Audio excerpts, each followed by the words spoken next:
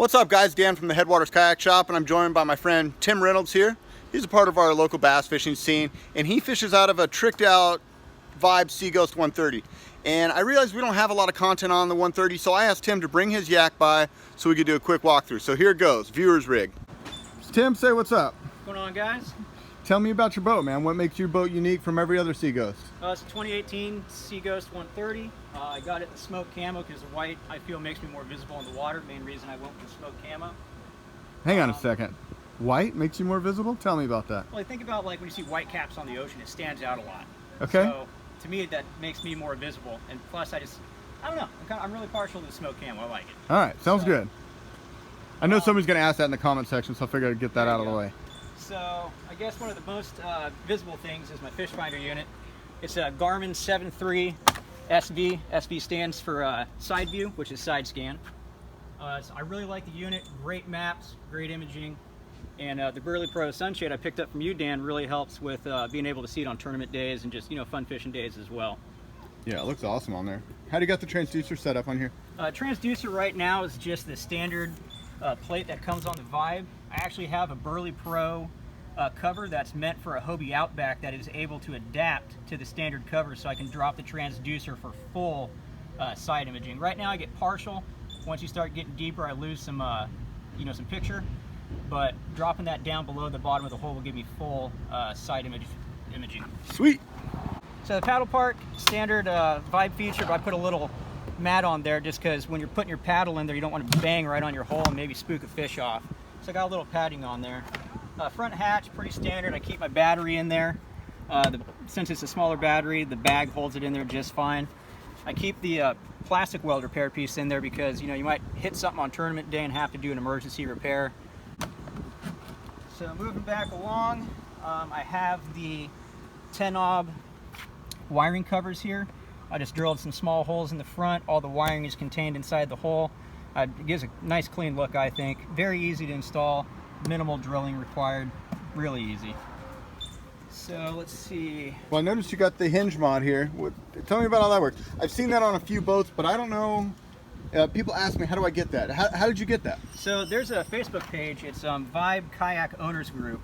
And there's a guy on the page that makes these for a pretty reasonable price. It's a nice piece of stainless steel bar, so you don't have to worry about rust. It comes with the hardware you need to mount it to the lid. And it comes with the hardware that mounts to the original pad eye location, which is really nice, so no more additional hole drilling if you're worried about stuff like that. Oh, that's cool. And so how's it work? Open it up for me. So it works, and you know what else has a hinge on the lid, Dan? What's that? An ice chest. Oh, yeah! So, it's my favorite viewer's rig yet. So what can I say, man? Holds ice, holds beer. Hey, it's 5:30 in Lodi. What the heck? Cheers, man. Thanks. Cheers. Oh, I dig that. All right. I like this boat better already. So you got some foam padding going on here. Did you do that yourself, or is that a kit you bought? So Vibe sells a kit, but one of my friends, Garrett, was nice enough to give me some additional padding that he had sitting in his garage. I just cut it to suit my needs. I fish barefoot a lot because sometimes I spend too much on tackle to buy shoes, so the padding was kind of necessary for me. And the crate was just a regular black milk crate that I bought. Spray painted it camo to match the kayak. You got to sneak up on the fish. Yeah. You don't want them to know you're coming. Let's face it, fishermen want to match. You guys want to look good out there. That's the truth. that really is the truth. Got my hog trough, Headwaters hog trough. I've had this since I started tournament fishing probably, 3 years ago. Little mod on that is put some foam in there to help it float. That is a smart one, man. These things do sink. They do sink, and this that's just such an easy presses right way. in. Some guys glue it in, but it presses in well enough that if you check it before every tournament, it doesn't fall out. Where did you get that foam? Is that just like... That's just any big box home improvement store. I bought this foam at Lowe's in particular. All right, cool. So, you keep anything cool in the back here? Well, as we all know, sometimes when you're kayaking, nature calls. So that's my emergency. A wee bottle. My wee bottle. Yeah. Right, okay. So that's about all that's It's funny. there. I've always just pissed through the scuppers, but I typically do, but sometimes when I got the scuppers in, All right, fair enough. Fair enough. Everyone's got their system. Sometimes I like staying dry.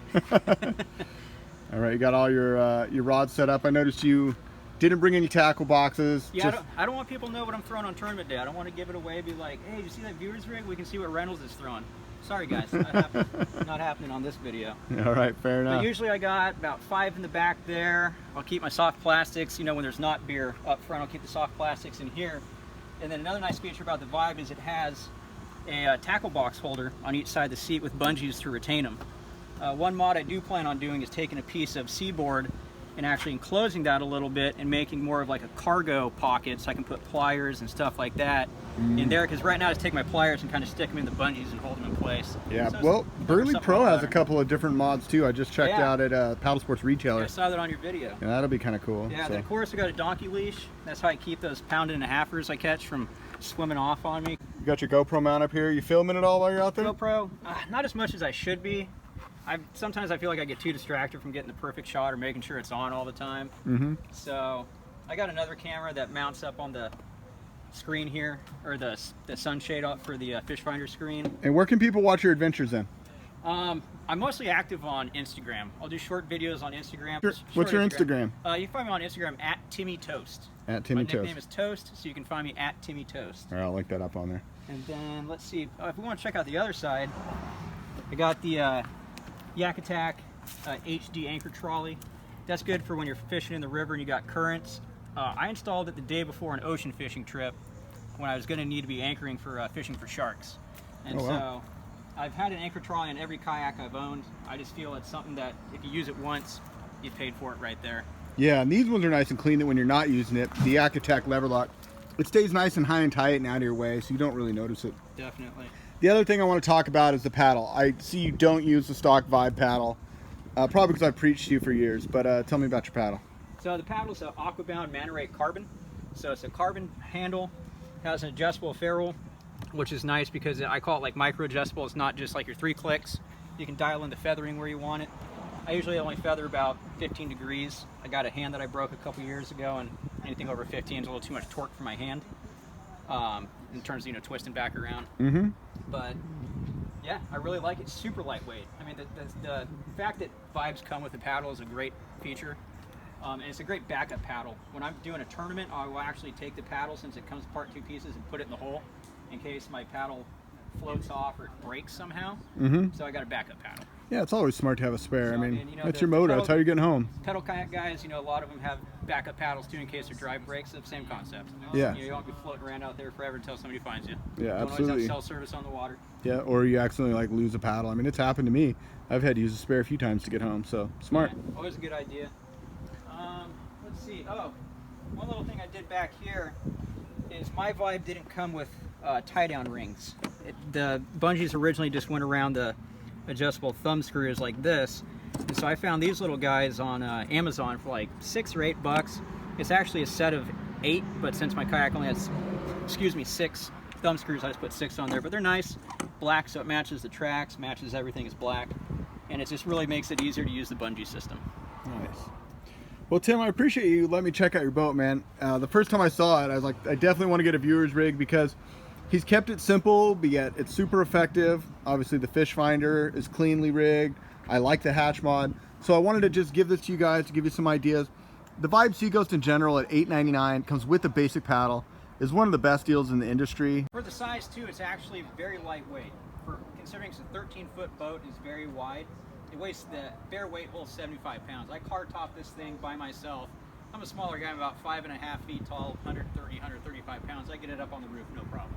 Yeah, that is another thing about it. For a 13-foot boat, it's small, it's light, it paddles well. It does. So really good value in that under $1,000 category. It's been a great seller for us. So anyway, Tim, I appreciate you bringing it by, letting us check it out. If you guys have any questions, don't hesitate to leave in the comments. I'm sure Tim would be happy to answer, as well as I'll get back to you. You got it. All right, man. So I think this is going to be a new thing. If you guys come and you bring your boat by for a viewer's rig, bring beer. Cheers. Cheers. I love it. Until next time, you guys, this is Dan from Headwaters Kayak Shop, wishing you happy paddling. We'll see you on the next one.